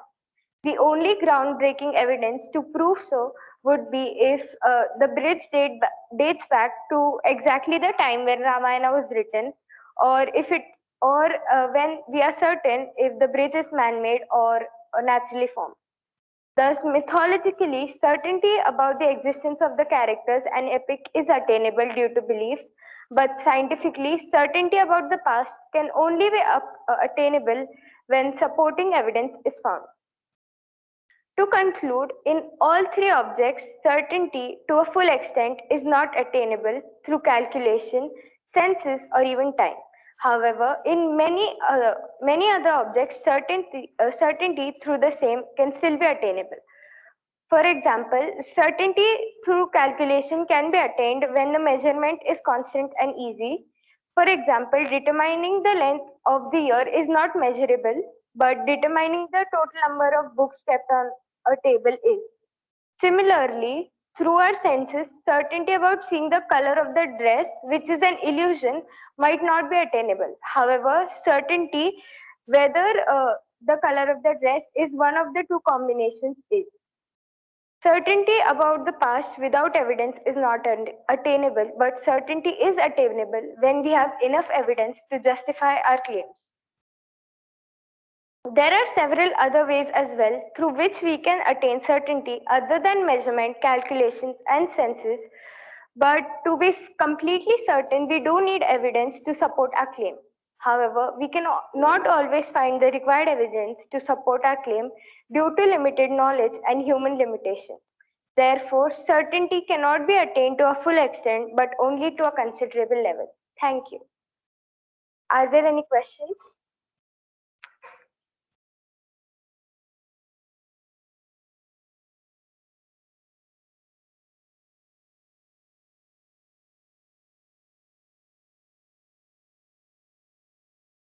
I would now like to call upon Ria for her TOK exhibition. Good morning, everyone. My name is Riya Moti, and I'm a DP1 student. So the IA prompt that I chose is Are Some Things Unknowable? The first object that I chose is an Fmri scan.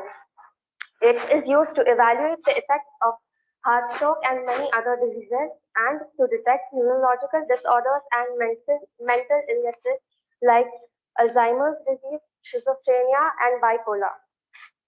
It cannot be done by any other imaging technique. Brain mapping can also be done using this fMRI scan. Brain mapping is all about understanding the region and critical functions of our brain, such as thought, speech, and memory. In this, the patient is asked to perform a specific task, for example, to look at pictures or to answer questions given on a screen. This will activate the neurons in the brain, increasing the blood flow to a certain part of the brain. This activity of brain is measured in squares called voxels, which represent thousands of neurons. The image is created by adding colors to it. A team of scientists at Carnegie Mellon University at Pittsburgh are working on reading people's minds over decades. Neuroscientist Marcel Just made it possible to see physical makeup of thoughts. In the first research conducted, they put people in scans and told them to think about 10 things. The first 5 things that they were told to think of were any sorts of tools like screwdrivers or hammers, and the other 5 they were told to think about things like castle or an igloo. Due to this research, they were able to come to the conclusion that they could know how the thought process was happening. In another research, people were told to think about forgiveness, gossip, and spirituality. When the results arrived, they were able to differentiate between gossip and spirituality because when we think of people, the part in our brain activates and it lit up in a bright red color, due to which they were able to differentiate. Even suicidal thoughts can be detected using this technique. This can be very helpful as depressed people can be given proper treatment at proper timing. The Professor Marshall also said in an interview, and I quote, "I think it will be technologically possible to invade people's thoughts, but it is our societal obligation to make sure that never happens." Unquote. So we can say that our thoughts and feelings can be detected and are not unknowable, but aren't in practice due to keeping ethical considerations in mind. The second object that I chose is the picture of a ghost. It is still a huge controversy as some people believe in ghosts while some believe in scientific theories. So, in Chapman University of Orange in California, a yearly survey is conducted where they ask people in the US about their thoughts regarding this. In 2018, 58% of the people agreed with the statement, places can be haunted by spirits. Another research done by a Pew Research Center in Washington, D.C., where 18% people reported that they were seen or been in such sort of paranormal presence.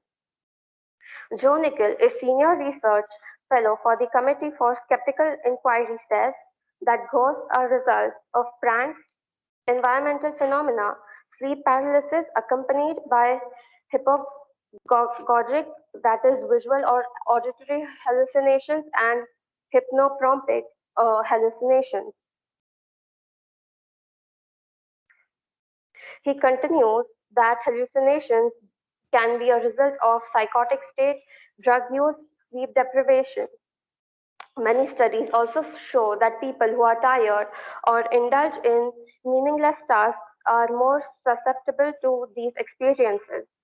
American Journal of Ophthalmology published a case involving a couple who moved into a new house and were reporting continuous headaches, visual and auditory hallucinations. Then they went to the peak of this cause and found out that it was due to a uh, flaunty furnace and not any sort of ghost or spirit. Another reason that people can experience such things is low frequency sound waves or infrasound waves that causes nervousness and discomfort, fluctuations in electromagnetic field that interacts with brain causing dizziness. Another reason can be problems in the gray matter. Uh, Having hallucinations also indicate mental conditions like schizophrenia. So I would personally say that ghosts do not exist due to the scientific reasons that I mentioned earlier. And also, if we see anything on the internet and people believe that it can be fake pictures or fake videos or edited videos of ghosts. The third object that I selected is the picture of Vermill Triangle. It is located off southeastern coast of US in North Atlantic Ocean. Over the last 500 years, ships and aircraft have gone missing and many wrecked airplanes have been found. People have made assumptions for the reason of this, maybe a UFO or geological or natural conditions like human errors, unsuitable weather conditions, and electromagnetic forces. But there is still no evidence found. Many theorists came up with that surrounded. Bermuda Triangle is surrounded by hexagonal clouds, which create air bombs of wind that engulf the aircrafts and ships. It is still a mystery as there isn't any evidence proving this. So I would like to conclude that many things are unknown to us and some things we have found the answer of. Also, I don't think that things are unknowable because it's just that they are still a mystery, and when we try to solve them, different opinions of people make it a controversy, keeping it still a mystery. Thank you. Are there any other questions?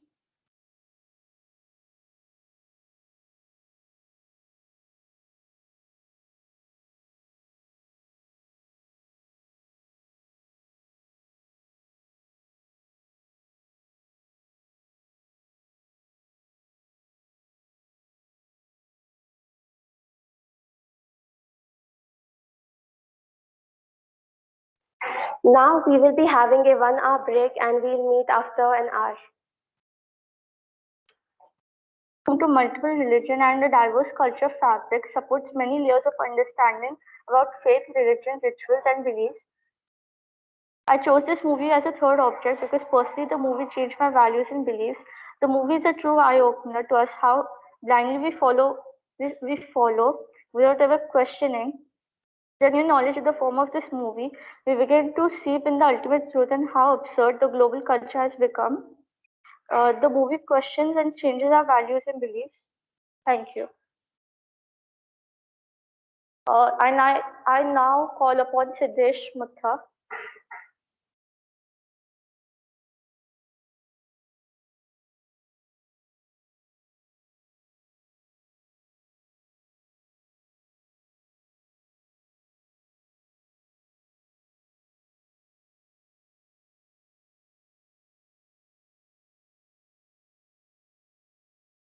Good morning, everyone. I'm Siddesh Mutha, a DP1 student from Wockhardt Global School.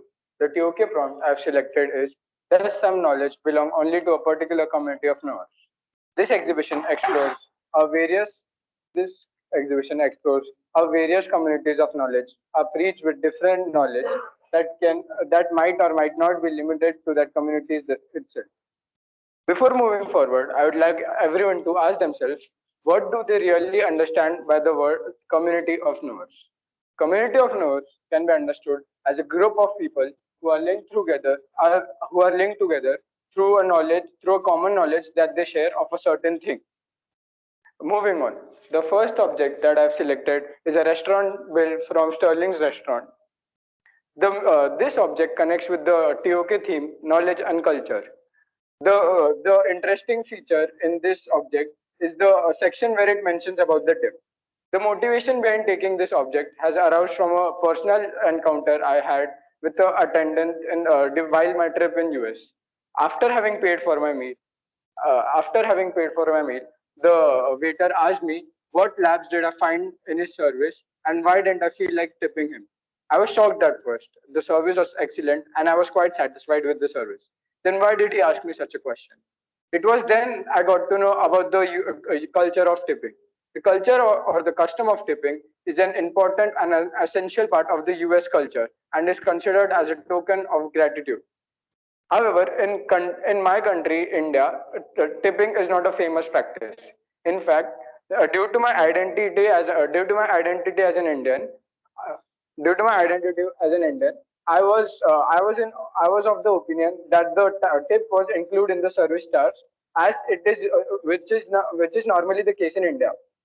This led me to recognize the stark difference between the customs of different communities or different community of knowers. We know that we can classify knowledge on the basis of perspective, belief, opinion, etc. Therefore, a custom can be a knowledge for a particular community regarding to the culture. Thus, it is safe to say that there are two community of knowers here: the community of US citizens and the community of Indian citizens like me.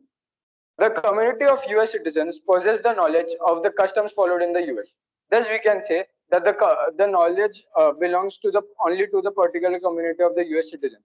However, the information regarding the knowledge is available to all. Even I had the access to that information after the encounter with the waiter. The second object that I have chosen is an image of my favorite cricketer, Virat Kohli, playing football. The community of knowers here have been classified on the basis of profession.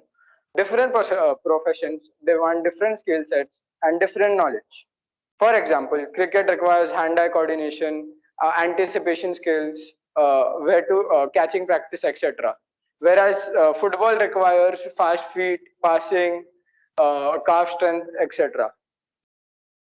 Thus, we can say that the cricketers and footballers are preached with different knowledge belonging to the respective sport. Thus, we can say that the cricketers are a different community of knowers than the footballers. As different communities are preached with different knowledge, we can also say that they possess that knowledge, and thus we can say that different knowledge belongs to the particular community itself. However, the preached knowledge is not kept from other communities. This image is an apt example to show that even though whenever we come across the name Virat Kohli, we mostly imagine him playing cricket with a bat in his hand and mostly practicing in nets. However, we can see in this image, he's playing football. Thus, we can say even though he does not belong to the community of football, he still has access to the information regarding the knowledge of football. Next. The third object I have chosen is a surgery tray that holds surgical tools that are essential for the performing of a surgery. The main reason behind taking this object is to highlight a specific community of knowers, the surgeon. Me being from a doctor's family itself, I have come across these tools several times. In fact, while I was young, I was told not to go near them as they might cause harm, even unintentionally, and I might hurt myself. And even now, when I'm grown up, even though I have the information regarding these tools, I prefer not to use them because I don't have the knowledge of their application. Thus, we can say that I only had the information of their name, their application, their purpose, etc. But the main knowledge lies with its application skills, implications, procedures, etc. This knowledge lies with a particular community of knowers, that is the surgeon. The surgeons have here have acquired this knowledge by studying this knowledge in detail for over a lengthy period of 5 years, and hence acquiring this knowledge. Thus, we can say that knowledge belongs only to a particular community of knowers, which in this case is the surgeons. This object also conveys that not all information that can be accessed by everyone is useful to everyone in every scenario. It also makes clear that possessing some information does not mean to having to acquire the whole knowledge. This leads me to my conclusion. Some knowledge belongs only. This leads me to my conclusion. Some knowledge only belongs to a particular community of knowers, but that does not mean that others. That does not stop others from having access to the information regarding this knowledge. However, in order to acquire a certain knowledge, one has to be a part of a certain community that possesses that knowledge. Thank you.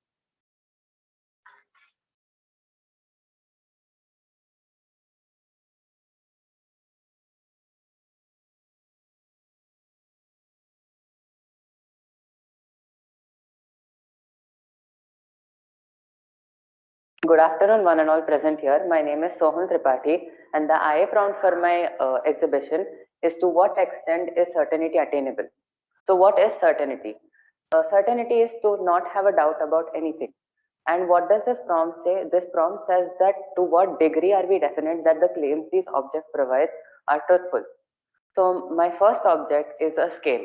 Now, a scale is a piece of plastic with even markings of even intervals known as 1 centimeter. Now, 1 centimeter is actually a unit defined by us, which is 1/100th of a meter. A meter is the distance traveled by light in a vacuum in 1.29 lakh of a second.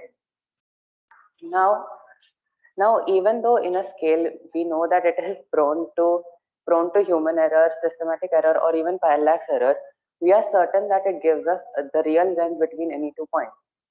Now, my second object is a theoretical object called the Gabriel's horn. It is an object which claims to have a finite volume but an infinite surface area. Now, how is this possible?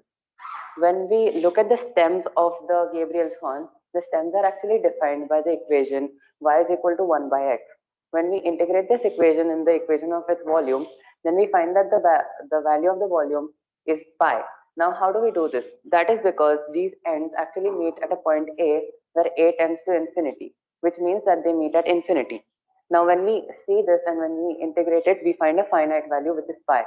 But when we integrate its value and find out its surface area, we find the value becomes 2 ln pi, or 2 natural log of pi, 2 pi ln A, which is basically infinity.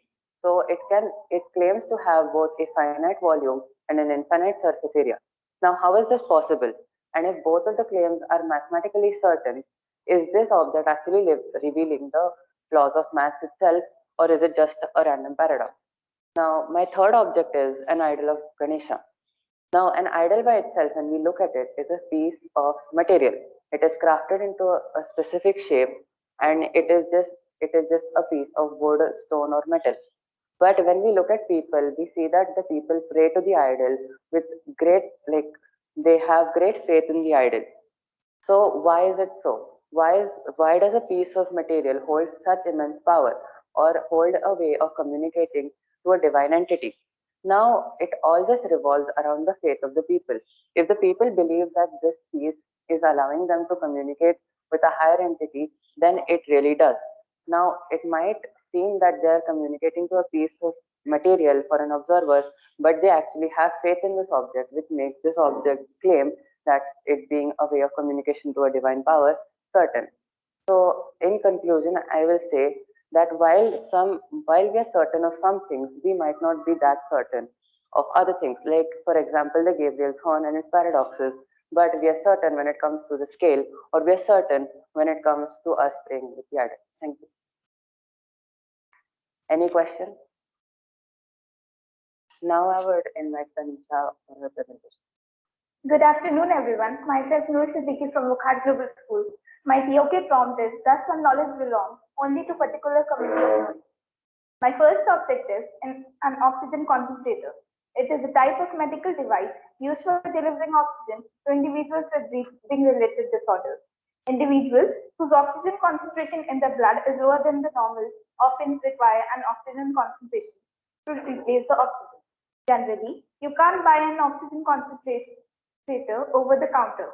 A doctor must prescribe it after they have completed a thorough medical evaluation. The doctors will also practically show the patient how to effectively use them. These concentrators while traveling or at home. Oxygen concentrators filter surrounding air, compressing it to the required density, and then delivering purified medical grade oxygen into a pulse dose delivery system or continuous stream system to the patient. It's also equipped with special filters and CPET, which helps remove nitrogen from the air to ensure delivery of complete purified oxygen to the patient. These devices also come with an electronic user interface, so you can adjust the levels of oxygen concentration and delivery settings. You then inhale the oxygen through the nasal cannula or special mask. You generally measure the oxygen concentration output in LCM, that is liters per meter. Your doctor will determine what level of oxygen you need, which may vary at rest, during sleep, and where you exercise. There are many reasons for an oxygen concentrator, and doctors can recommend oxygen therapy to their patients for various medical conditions. Typically, your lungs absorb the air oxygen, transferring into your bloodstream. My second object is the dialysis machine. Dialysis patients are too familiar with the routine of their treatment. Go to clinic, get weighed, have their temperature and blood pressure taken, get stuck with needles, have tubes connected from their access to the dialyzer, and then sit in the chair until it's time to go to home. While waiting, have you ever wondered how a dialysis machine works? Waste products are artificially removed from the blood to compensate for the presence of an abnormally functioning kidney. So starting with, through a vascular access that is placed in the patient's body by a minor surgery, blood is removed and enters the dialysis machine. The blood flows through a dialysis tubing, a semi-permeable membrane that contains pores large enough to allow diffusion. The movement of a substance from an area of high concentration to an area of low concentration. A blood thinner may be prescribed to keep one's blood from clotting while going through the dialysis machine. A pump and an artificial pressure monitoring work hard in hand in keeping the blood flow at a right rate. The blood enters the dialyzer, then the used dialyte is pumped out the machine and disordered, while the blood goes through another arterial pressure monitor and SR to ensure that it's safe to return into the patient's body. The clean blood now returns to the body through the second vascular axis. My third object is a holy verses from the Quran, which is about importance of Eid al-Adha. So this object depicts the importance of sacrificing of food. Basically, this is about God testing the love for him from his beloved prophet Ibrahim, where he asked him to sacrifice his only son to God. Through the prophet dreams, and so prophet asked the son about the God's command. And the son replied, "Oh my father, do what God has commanded. Soon you will find me and so God will live for those who are patient." And then the prophet takes his son along and intended to slaughter his son by placing a knife on his throat. However, God wanted to see what his friends do when commanded. And so the prophet succeeded in the test, and God sent his angels to replace the son with goats. And because God liked the deeds of prophets, he commanded Muslims with the slaughter on Eid of sacrifice. And this is how we show knowledge belongs to a particular committee of knowers. Are there any questions? Thank you. Now we'll be having 5 minutes break. Good afternoon, everyone. My name is Tanisha Virani and I am from DP1 and I'm here to present my TOK presentation. So my IA prompt is, can new knowledge change established values or beliefs? And to defend this IA prompt, I have chosen magazines, smartphones and books as my objects. Magazines. Magazines are a source of knowledge worldwide. Usually they are filled with pictures and bold text and colorful images, which has a better and longer effect on the human brain than the textual content, as they contain visual things. So magazines are used during waiting for flights and trains and many such places, because they are the most preferred and read things all over the world. There can be different types of magazines related to time and according to your interest, according to the activities. They can be about the past, about the future, about the present and global happenings around us. And they can be about food magazines, children magazines, and sports magazines, many such of them. Also, there are monthly magazines that are issued every month, and this picture is of the magazine Entrepreneur, and the edition is December 2021, which speaks about mental health being a good business. This magazine features Selena Gomez, Mandy Tuffy, and Daniel Pearson as the stars. And there was an ancient belief in like our forefathers used to believe that mental health is not our physical health, and it doesn't really matter, and it's not even considered as something really important. But after reading this, or after knowing about mental health and the new knowledge about mental health, all the beliefs have changed, and everyone has started being very conscious about their mental health. Okay, so my second object is smartphones. Smartphones are the latest technology and the need of the hour. They do our digital work, and they provide many services like calling, texting, FaceTimes, and various apps for various purposes. They also help us with healthcare services and diet routines, and yeah, so they also provide us with the facility of hearing news when we are running late, so that we don't miss things and we are in touch with everything. So, as we all are aware of the major crisis COVID-19, which has led us to online schooling. So, apps like Zoom, Google Meet, Teams, and Google Classroom were the only schooling at that time. We had no option but to attend classes online, and we all have seen education as in only a classroom lecture style education, teacher teaching and students writing and understanding. But then online schooling has led us to a different path of way of thinking.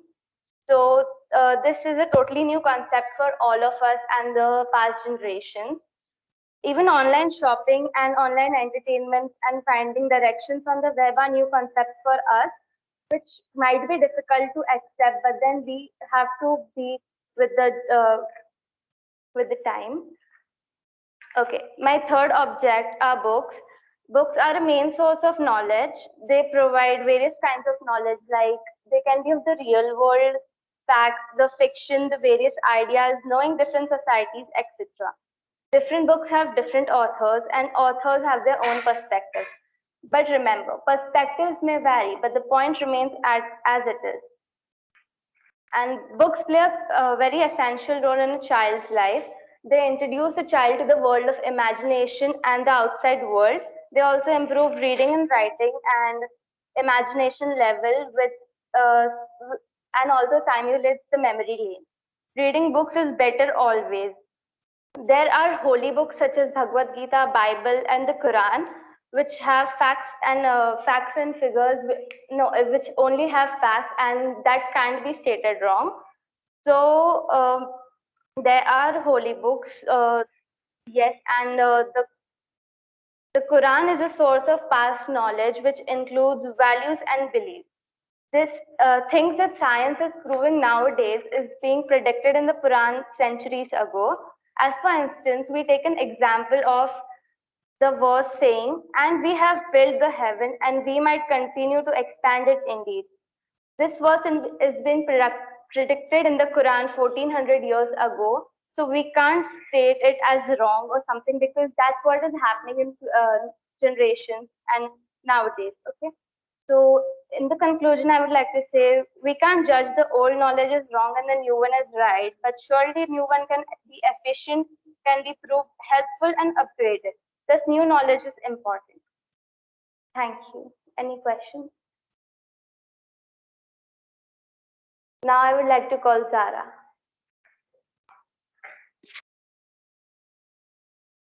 Hello everyone, this is Sayyed Zara from DP1. So I am here for the TOK exhibition. My IA prompt is, does some knowledge belong to the only particular community of knowers? So my first object is the Indian Constitution. The Constitution of India is set of rules. Constitution was adopted by the Constituent Assembly of India on 26 November 1949 and became effective on 26 January 1950. The Constitution of India was first signed by Dr. Ramchandra Prasad. It is one of the most longest constitution. It has been taken from many resources. The father of the Constitution is Dr. Baba Sahib Ambedkar. First Constitution came into force on October 1963. A constitution introduces a separation between the permanent institution of the state on the one hand and the government on the other. Constitution is made from taking rules from different countries. And now if we are talking about constitution, let's see what are the policies. So like as we know, there were some education policies and there was food policy. There was free education for the poor people, but they were not aware about it. The people who can afford education was using the same, but the people who are in need of free education wasn't using them. And even it was done for the free food. Like the food was coming from government like every month for every poor people, but then they were not aware about it. Like the food is coming, so like this I can show. Only particular people was knowing about it. And my second object is Allah. It is a standard Arabic word used for God in some of the religions by Arabic speaking Christians, Jews and Muslims. Even in the native tongue, because it has been mostly said that the God himself has spoken in Arabic. The example is Quran. Quran also describes him as speaking sitting on a throne. A believer can approach Allah by praying and by reciting Quran. It has been said by many people that Allah has no form. But still, a particular community of people believe in him. Whereas many other communities put art pieces or a statue in front of them and pray to them. But Muslims and some Christians believe that God has no form. They just have believe in it. The proof where it has been said that Allah is there is one of the ayah of the Holy Quran, Alhamdulillahi Rabbil Alameen, which means that Allah do exist. He is the Lord of both the worlds. Even same is mentioned in many books that Allah do exist. And even in one of ayah, La ilaha illallah. That means Allah is only one. When people even come with the questions like what is the proof, what is the evidence that you're claiming that Allah is there. So we also even have many hadiths and many books. So the third object of mine is Ecg Machine. It is a simple test by which you can check your heart rhythm and electrical activity. Cardiologists are expected to be expert at ECG readings, pinpointing specific or rare problems. The introduction of chest X-rays and ECG provided objective information about the structure and the function of the heart. The reports of ECG machine are mostly read by very particular community, like the cardiologist. Like if I try or you try to read the report of the EGC, we will not able to, because we have not acquired the knowledge of the same. So only a particular community of knowers can only read the ECG report. Thank you. Any questions? Thank you. I call upon Abdul. Good afternoon, everyone. My name is Abdullah Motiwala, and today my TOK prompt is, how can we know that the current knowledge is an improvement upon the past knowledge? When we speak of improvement of something, we are implying that this thing is upgraded to become better or is in better state than it was previously. Therefore, past knowledge, when subjected to these upgradations, becomes the much more utilitarian current knowledge. Firstly, I would like to start with a quote by William Wordsworth. Life is divided into three terms: that which was, which is, and which will be. Let us learn from the past to profit by the present, and from the present to live better in the future. For the first object I have selected is SpaceX Falcon 9, which is having a reusable launch system. SpaceX first executed a successful touchdown and recovery of a first stage Falcon 9 in December 2015. Falcon 9 is a partially reusable lift launch vehicle and designed and manufactured by SpaceX in the United States. The brand new model of the first stage can come back to Earth and can be used again more than one time. In the real practical world, we wish for the most optimal utilization of any object which is more advanced than the preceding state. That is what the organization centered on and made wonders. Falcon 9 can raise payloads weighing as much as 22,800 kilograms. It holds an extra 30% capacity as compared to the preceding rockets. Earlier, the rocket launch system could not be reused, which led to the use of new launch system every single time. Due to the advancement in the technology, the Falcon 9 now boasts of its ability to be reused multiple times. In 2019, SpaceX launched 13 successful flights. Therefore, it is made very evident from this object that current knowledge has come to be what is due to the improvement in the previous nature. Had the current knowledge not been an improvement of the past, there would be no reason for the past knowledge to change, and hence the probable current knowledge would cease to exist. Development in technology doesn't mean that there is no drawbacks. The Falcon 9 is having some drawbacks as well. They emit carbon dioxide into the atmosphere at the stratosphere, polluting the atmosphere. More flights are launched at frequent intervals due to the lower flight cost. This results in additional pollution and harm to the environment. This shows how improvement might not always mean perfection and have its own disadvantages over past knowledge. However, when the positive factors outweigh the negative, the introduction of this knowledge as the new current knowledge becomes relevant. The current drawback is. So, my second object is the Thomson's plum pudding model. Thomson's plum pudding model helped revolutionize the knowledge in the field of science. Thomson's plum pudding model is the first model to represent the atomic structure of matter, making it an example of past knowledge. In 1897, he discovered the electron, a negatively charged particle of every atom. Thomson held that atoms are uniform spheres of positively charged matter in which electrons are embedded. So, defined by modern standards, the plum pudding model represents an important step in the development of atomic theory. Not only did it incorporate discoveries such as existence of electrons, it also introduced the notion of the atom as non-inert. Divisible mass, which shows that it is an improvement in the previous knowledge. Hence, we come to understand that although current knowledge is an improvement on the past knowledge, the past knowledge becomes the base on which the current knowledge builds up, and some aspects of the past knowledge remain to be an integral part of the current knowledge. Rutherford in 1911 argued that the plum pudding model was incorrect, yet Thomson's model is important because it introduced the notion that an atom consisted of charged particles. This shows that the current knowledge can be an improvement upon the past knowledge, but can be inefficient in the future. Lastly, for the third object I've selected is the Yeti cup, which are the double wall vacuum insulation cups, which I particularly find very intriguing. This image is a Yeti cup. Yeti cups are widely known for their double vacuum insulation, which keeps drinks cold or hot over an extended period of time, twice long as their plastic counterparts.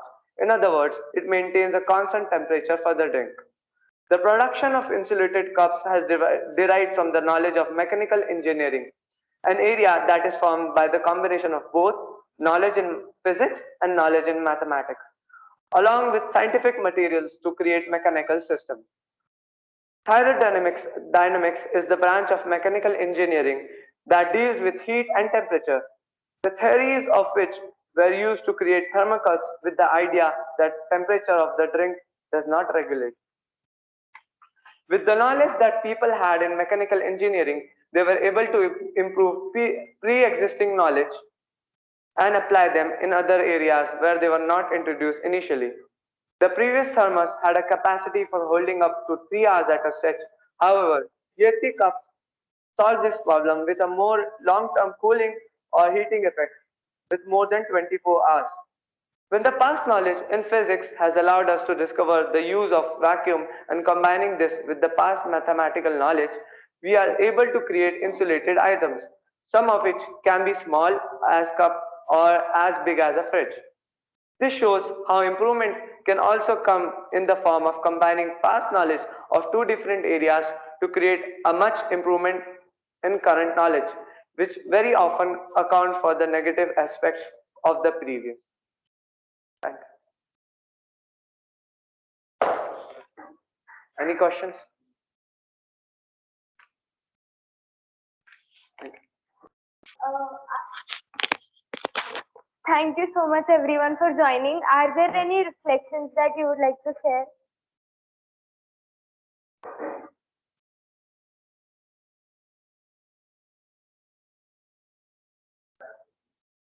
Any suggestions?